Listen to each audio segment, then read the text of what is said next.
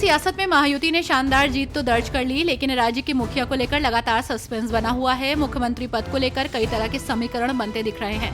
इस बीच शिवसेना शिंदे गुट के प्रवक्ता नरेश महस्के ने बिहार मॉडल की चर्चा शुरू कर दी। उन्होंने बिहार के राजनीतिक समीकरणों का हवाला देते हुए कहा कि कैसे एकनाथ शिंदे को मुख्यमंत्री पद पर बने रहना चाहिए। महाराष्ट्र में चुनाव पूरे हो चुके हैं और भाजपा के नेतृत्व में महायुति ने सरकार में जबरदस्त वापसी की है, लेकिन मुख्यमंत्री को लेकर अब महायुति में रेंज मची हुई है। यही वजह है कि महायुति अब तक ये साफ नहीं कर पा रही है कि सीएम किसे बनाए। अब इसी को लेकर शिवसेना यूबीटी के सांसद संजय राउत ने अपनी प्रतिक्रिया देते हुए कहा कि बहुमत इतना बड़ा है कि वे किसी को भी मुख्यमंत्री बनाकर भेज सकते हैं। यूपी के संभल में हुई हिंसा की आग अब बिहार की राजनीति में भी पहुंच गई। तेजस्वी यादव ने संभल हिंसा को लेकर बीजेपी पर बड़ा हमला बोला। तेजस्वी ने कहा कि भाजपा के लोग पूरे देश में नफरत फैलाना चाहते हैं, पूरे देश को तोड़ना चाहते हैं। उन्होंने कहा कि यूपी में तांडव हो रहा है। बीजेपी के लोग यूपी जैसा ही माहौल पूरे देश में बनाना चाहते हैं।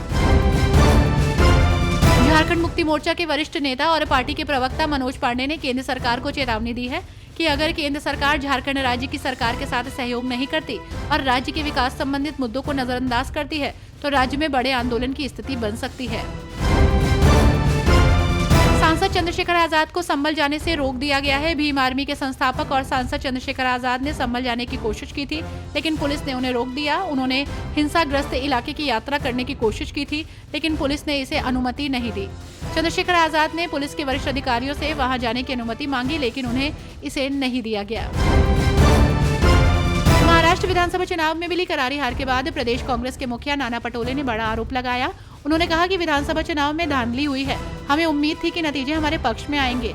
उन्होंने पूछा कि नांदेड़ के लोकसभा चुनाव और विधानसभा का चुनाव एक साथ हुआ, लेकिन विधानसभा की सीट हम हार गए और लोकसभा सीट जीत गए। ऐसा कैसे हो सकता है? चुनाव में बीजेपी ने नोट जिहाद और वोट जिहाद का इस्तेमाल किया है।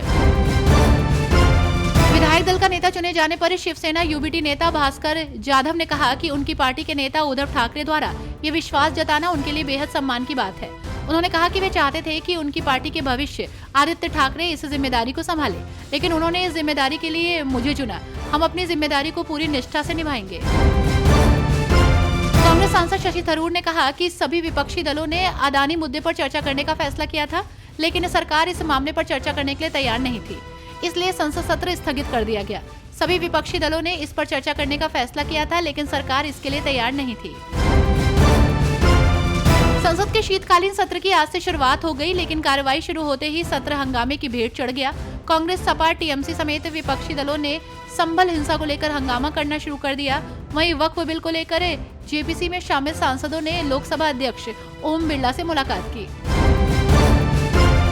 महाराष्ट्र विधानसभा चुनाव के नतीजों के बाद अब महाविकास आघाड़ी गठबंधन पर सवाल खड़े होने लगे हैं।